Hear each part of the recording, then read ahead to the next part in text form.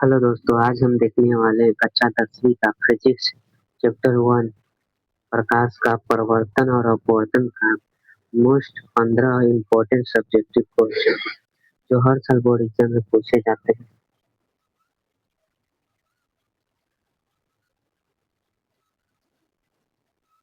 Question number first, प्रकाश का परावर्तन किसे कहते हैं, इसके नियमों को लिखें। तो आंसर में हम लिखेंगे,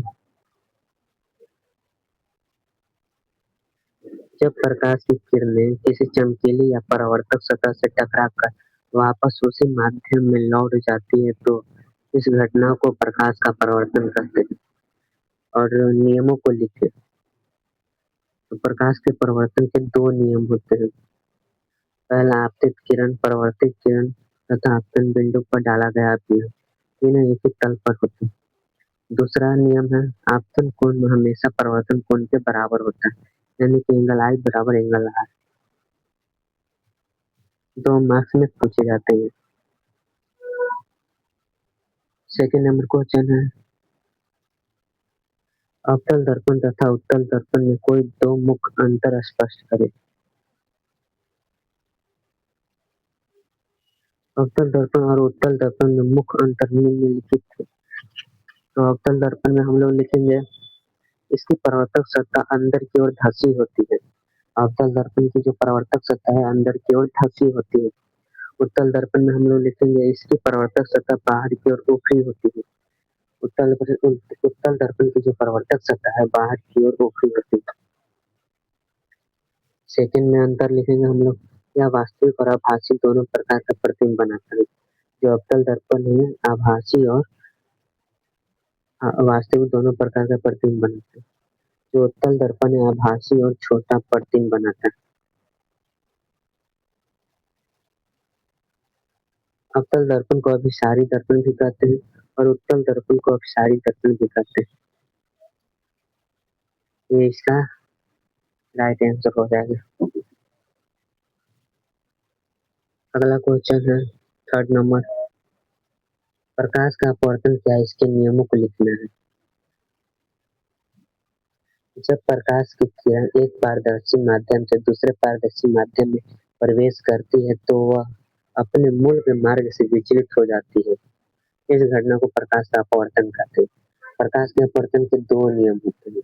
पहला नियम है आपतित किरण अपवर्तित किरण तथा दोनों माध्यमों को अलग करने वाली सतह के आपतन बिंदु पर अभिलंब तीनों एक ही समतल पर होते हैं। प्रकाश के अपवर्तन का सेकंड नियम है स्नेल का नियम। इन दो माध्यमों के लिए आपतन कोण की जया और अपवर्तन कोण की जया का अनुपात एक नियतांक होता है, यानी कि साइन आई बराबर साइन आर होता है।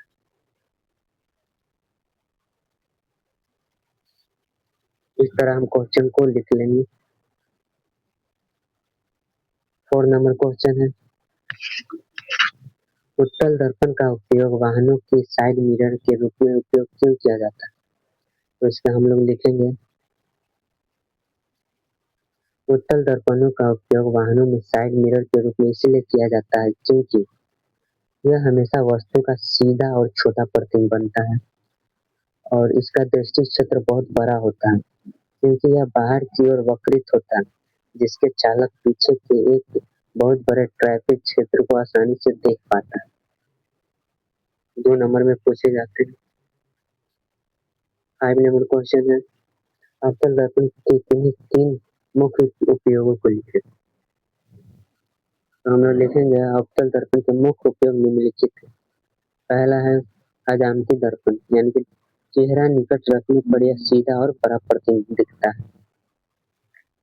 सेकंड में डालेंगे, डॉक्टरों द्वारा आँख कान नाक और गले की जांच करने के लिए प्रकाश को एक जगह फोकस करने में अवतल दर्पण का प्रयोग किया जाता है।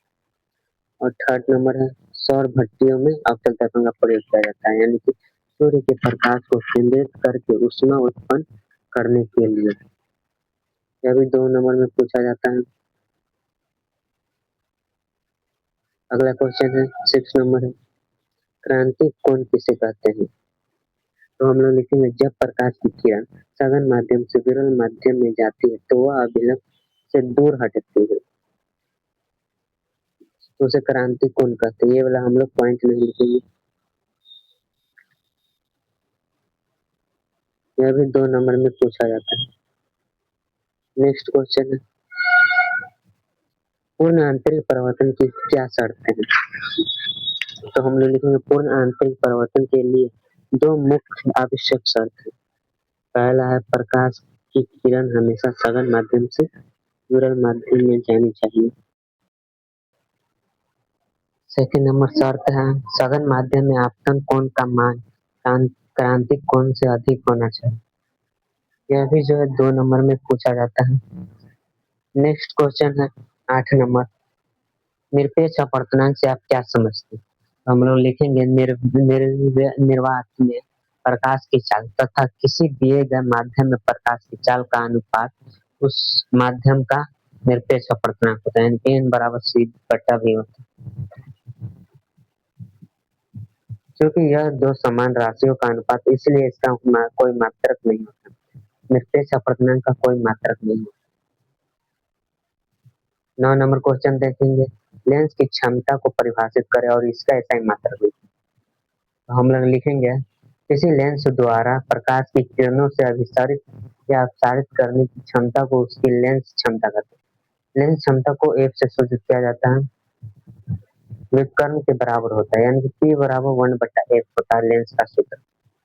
जबकि लेंस का क्षमता का ऐसा ही मात्रा डायोप्टर होता है।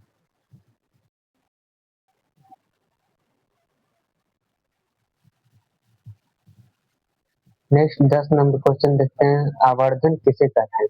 दर्पण के लिए इसका सूत्र लिखें। प्रतिबिंब की ऊंचाई और वस्तु की ऊंचाई के अनुपात को आवर्धन कहते हैं, यानी कि m बराबर -b/u हो जाएगा। 11 नंबर क्वेश्चन देखते हैं जो 5 नंबर में पूछे जाते हैं, दीर्घ उत्तरीय। 11 नंबर क्वेश्चन, दर्पण सूत्र क्या है? इसके लिए उपयोग किए जाने वाले चिन्ह प्रॉपर्टी को समझाएं। दर्पण सूत्र इसका फॉर्मूला ये होता है, 1/f बराबर 1/b प्लस 1/u होगा और इसके कार्तीय चिन्ह की प्रॉपर्टी पूछ रहा है। तो फर्स्ट नंबर देखेंगे, सभी दूरियां दर्पण के ध्रुव से मुख्य अक्ष के साथ मापी जाती है। सेकेंड नंबर देखेंगे, आपतित किरण की दिशा में मापी गई दूरियां धनात्मक मानी जाती है। थर्ड नंबर परिपाटी देखेंगे,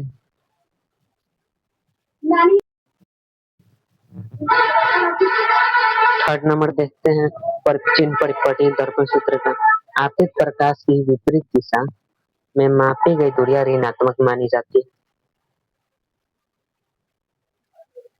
फोर्थ नंबर देखते हैं, मुख्य अक्ष के ऊपर की ऊंचाई धनात्मक और नीचे की ओर मापी गई ऊंचाई ऋणात्मक होती है।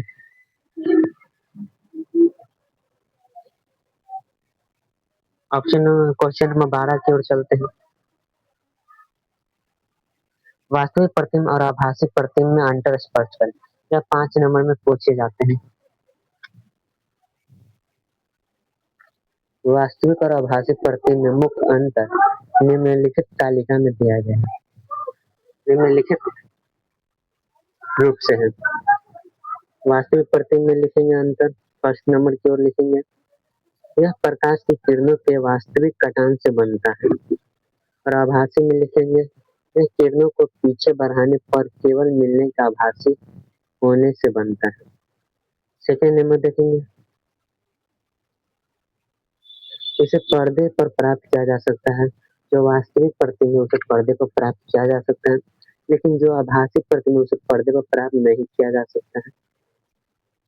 वास्तविक प्रतिबिंब हमेशा उल्टा होता है और आभासी प्रतिबिंब हमेशा सीधा होता है।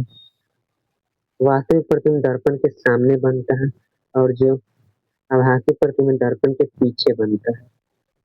तो जो 5 नंबर में पूछा जाता है, क्वेश्चन नंबर 13 की ओर चलते हैं। यह न्यूमेरिकल क्वेश्चन है। उत्तल लेंस की फोकस दूरी 20 सेंटीमीटर है। लेंस से 30 सेंटीमीटर की दूरी पर एक वस्तु रखिए, प्रतिबिंब की स्थिति और प्राकृतिक बताएं। तो इसका जो है सूत्र से बनेगा, आप लोगों को वीडियो दे दे रहे हैं, आप लोग बना लीजिए।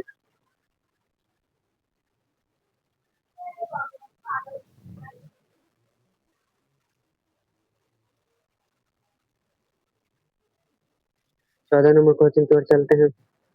आयताकार कांच की सिल्ली से प्रकाश के अपवर्तन में पार्श्विक विस्थापन को समझाएं। तो पार्श्विक विस्थापन की परिभाषा से चलते हैं हम लोग। आपतित किरण को सीधे आगे बढ़ाने पर प्राप्त मूल मार्ग और कांच की सिल्ली में अंत में बाहर निकलने वाली निर्गत किरण के बीच की लंबवत दूरी को पार्श्विक विस्थापन कहते हैं। यह कांच की मोटाई बढ़ने के साथ बढ़ता है। यह जो है 2 नंबर में पूछा जाता है क्वेश्चन, 2 नंबर में पूछा जाता है। 15 नंबर क्वेश्चन की ओर चलते हैं। 15 नंबर में हमें देखना है अवतल दर्पण में परमाणु करते हैं एक बराबर आर बाई टू, यानी कि फोकस दूरी और वक्रता त्रिज्या की आती है। तो हम लोग वीडियो दे रहे हैं, आप लोग नोट कर लीजिएगा इसी। अगर वीडियो पसंद आए तो लाइक कीजिए, और चैनल पर नए हैं तो चैनल को सब्सक्राइब कीजिएगा, ताकि हर प्रकार की नोटिफिकेशन आपको मिले। तब तक के लिए जय हिंद जय भारत, मिलते हैं अगली क्लास में।